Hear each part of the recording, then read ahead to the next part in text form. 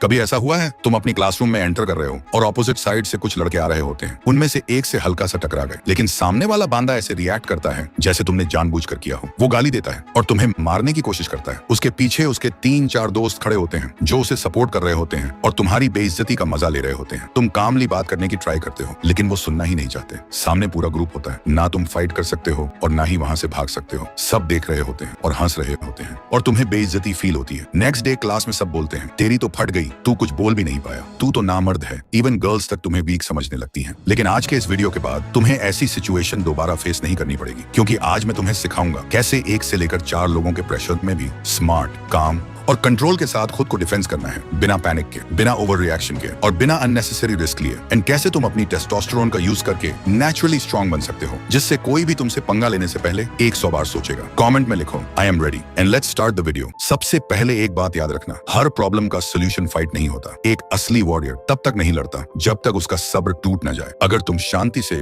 किसी सिचुएशन का हल निकाल सकते हो तो वही सबसे बड़ी जीत होती है। Because a real warrior fight only when he has no other choice. लेकिन कभी कभी समय तुम्हें मजबूर कर देता है, जब सामने वाला हद पार कर जाता है, जब तुम्हारी सेल्फ रिस्पेक्ट, तुम्हारी सेफ्टी और अपनों की इज्जत दांव पर लग जाती है। उस मोमेंट पर डरने का ऑप्शन नहीं होता और उस वक्त तुम्हारे पास होनी चाहिए ऐसी सेल्फ डिफेंस स्किल्स जो किसी सीक्रेट वेपन से कम ना हो। स्किल्स जो तुम्हें स्कूल फाइट, कॉलेज फाइट या रियल लाइफ कॉन्फ्रंटेशन में अनबीटेबल बना दे। इसीलिए इस पूरे वीडियो को 3 चैप्टर्स में डिवाइड किया है। पहले 2 चैप्टर्स में तुम सीखोगे कैसे सिर्फ अपने हाथ और पैर का यूज करके ओपोनेंट को डोमिनेट नहीं बल्कि घुटनों पर गिरा सकते हो। और थर्ड चैप्टर में तुम जानोगे अगर सामने 3 या 4 लोग या पूरा ग्रुप आ जाए तो कैसे पैनिक किए बिना, कैसे स्मार्ट पोजीशनिंग और अवेयरनेस के साथ खुद को सेफ रखना है। Chapter 1 hand moves. फर्स्ट, आई जैब। जब कोई छापरी तुम्हारा रास्ता रोके, बहुत क्लोज चिपक के खड़ा हो और तुम पर डोमिनेट करने की कोशिश करे, तब सबसे पहला टारगेट होता है आई लाइन। इस मूव में उंगलियों को स्ट्रेट रखते हुए ओपोनेंट की आंखों की तरफ एक क्विक जैब दिया जाता है। यह मूव परमानेंट डैमेज के लिए नहीं होता, लेकिन टेम्पररी ओपोनेंट की विजिबिलिटी ब्लर कर देता है। पेन इतना होता है कि वह पीछे हट जाता है, आंखें बंद कर लेता है। उस मोमेंट पर तुम्हारे पास टाइम होता है या तो एस्केप करने का या नेक्स्ट मूव डिसाइड करने का। सेकंड,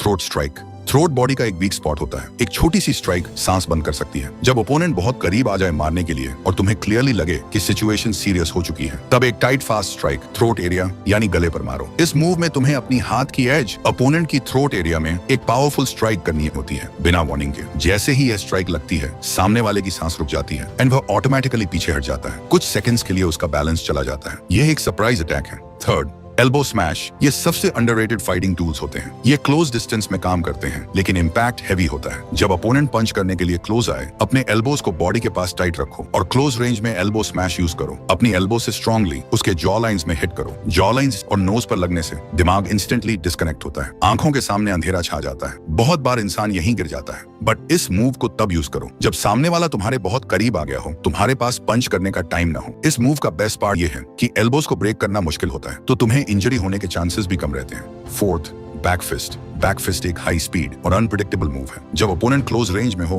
और तुम्हारा हाथ ऑलरेडी गार्ड पोजीशन में हो, तब तुरंत नकल्स की बैक साइड से फेस या साइड एरिया की तरफ स्नैप मूवमेंट में हिट करो। यह मूव अनएक्सपेक्टेड होता है, इसलिए ओपोनेंट गार्ड नहीं कर पाता। इससे तुम्हें तुरंत स्पेस क्रिएट करने का चांस मिलता है। तुम्हारी फिंगर्स ओपन नहीं होती, इसलिए तुम जल्दी से वापस आ सकते हो। यह मूव क्लोज कॉम्बैट में बहुत ही इफेक्टिव है जब तुम्हें क्विकली रिएक्ट करना हो। बस एक बात याद रखो, हमेशा रिस्ट टाइट रखो, वरना खुद को इंजरी हो सकती है। Fifth, palm strike. इस मूव को तब यूज करो जब ओपोनेंट बिल्कुल सामने हो और ओपन हो। तुम्हें एक स्ट्रॉन्ग पाम स्ट्राइक उसके अपर बॉडी की तरफ देना होता है ताकि वह और बैलेंस हो जाए। अगर ओपोनेंट के पीछे वॉल हो तो इम्पैक्ट और भी ज्यादा इफेक्टिव हो जाता है। इस मूव को पावरफुल बनाने के लिए डेली एक्सप्लोसिव पुशअप्स करो। अगर बिगिनर हो तो नॉर्मल पुशअप्स से स्टार्ट कर सकते हो। 6, फोरआर्म ब्लॉक एंड पंच। ये move hand to hand combat में सबसे बेस्ट माना जाता है। इस मूव से तुम अपने आप को ओपोनेंट के पंचेस से भी बचा सकते हो और साथ ही काउंटर प्रेशर भी बना सकते हो। एक फोरआर्म से ओपोनेंट के पंच को ब्लॉक करो और दूसरे हाथ से फेस पर पंचेस मारो। प्रैक्टिस के लिए डेली 1 से 2 मिनट शैडो पंचिंग करो। इमेजिन करो कोई तुम पर अटैक कर रहा है और उस सिचुएशन को विजुअलाइज करके प्रैक्टिस करो।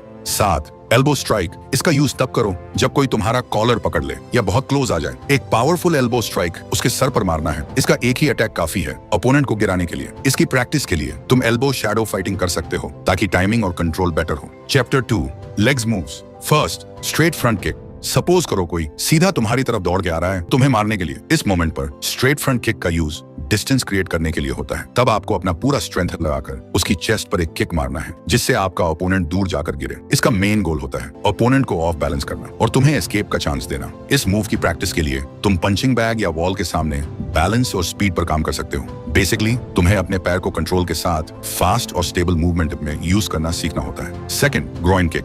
इस मूव का यूज सिर्फ दो एक्सट्रीम सिचुएशंस में होता है। पहला, जब सामने वाला फिजिकली ज्यादा स्ट्रांग हो और तुम्हारी स्पेस फोर्सफुली इन्वेड कर रहा हो। दूसरा, जब कोई तुम्हें पकड़ने या होल्ड करने की कोशिश करे, तब आपको एक पावरफुल ग्रोइन किक उसके प्राइवेट एरिया पर मारना है जिससे आपका ओपोनेंट एक बार में ही नीचे गिर जाएगा। पर हाँ, इस मूव को ज्यादा फोर्स से मत मारना, नहीं तो आप स्कूल से सस्पेंड भी हो सकते हो। और इस मूव को प्रैक्टिस करने के लिए आप पंचिंग बैग या किसी भी सॉफ्ट ऑब्जेक्ट पर प्रैक्टिस कर सकते हैं। ये मूव गर्ल्स के लिए भी बहुत इफेक्टिव है। अगर कोई आपको छेड़े या टच करने की कोशिश करे तो सीधा एक ग्रोइन किक उसके प्राइवेट एरिया पर मारो, चाहे सामने वाला बांदा जितना भी स्ट्रांग हो, सेकंड में ही नीचे गिर जाएगा। Third, liver shot. इस मूव को फाइटिंग की दुनिया में सबसे डेडली मूव भी बोला जाता है क्योंकि इसका एक सिंगल पंच ही काफी है अपोनेंट को सीरियस इंजरी देने के लिए एंड अपोनेंट के रिदम को तोड़ने के लिए, ताकि तुम सिचुएशन को कंट्रोल कर सको। ये मूव सेल्फ डिफेंस और सर्वाइवल कॉन्टेक्स्ट में आता है। Fourth, knee strike. जब भी कोई तुम्हें पकड़ने की कोशिश करे या क्लोज रेंज में आ जाए या फिजिकली तुमसे ज्यादा स्ट्रांग हो, तब नी स्ट्राइक एक पावरफुल डिफेंसिव टूल बन जाता है। दोनों हाथ से ओपोनेंट के शोल्डर्स या शर्ट जो भी पहना हो उसे पकड़ो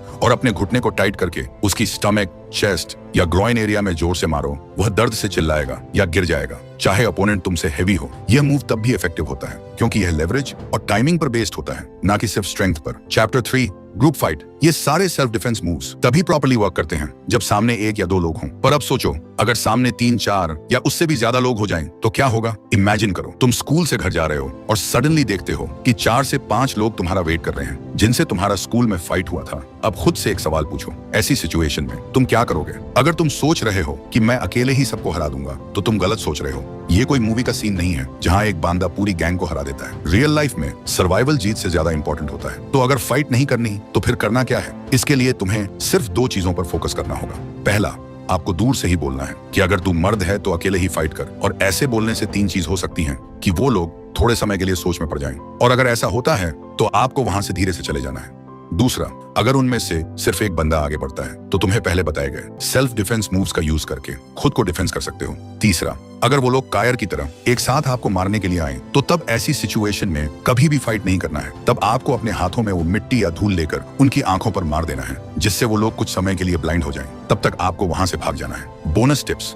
अब समझो क्यों आप हमेशा स्कूल में बुली होते हो। तो इसके 2 सबसे बड़े कारण हैं। आपको अपना सेल्फ डिफेंस करना नहीं आता था, इसी बात का फायदा ये बुली करने वाले उठाते थे। लेकिन आज इस वीडियो में तुम सेल्फ डिफेंस करना सीख गए। लेकिन एक और रीजन है जिससे लोग आपको सबसे ज्यादा कमजोर मानते हैं, वह है स्कूल में हमेशा अनकॉन्फिडेंट रहना। इसलिए कोई भी आपको कुछ करने से पहले एक बार भी नहीं सोचता। और अनकॉन्फिडेंस डायरेक्टली कनेक्टेड है आपकी बॉडी लैंग्वेज से। आप कैसे चलते हो, बैठते समय आपकी बॉडी पोस्चर कैसी है, बात करते समय हाथों का कैसे यूज करते हो, ये सब कुछ मैटर करता है आपको डोमिनेंट या वीक दिखाने के लिए। तो अगर आप चाहते हो कि आपके अंदर भी एक ऐसी बॉडी लैंग्वेज अनलॉक हो जिससे सामने वाला बंदा आपको बुली करने की हिम्मत भी ना करे, तो इसके लिए आपको चाहिए एक फुल बॉडी लैंग्वेज गाइड जिसका फुल प्रोसेस स्क्रीन पर दिए हुए वीडियो में डिटेल्स में एक्सप्लेन किया है। क्लिक करके देख सकते हो। और हाँ, मैं तुमसे वहीं मिलूंगा।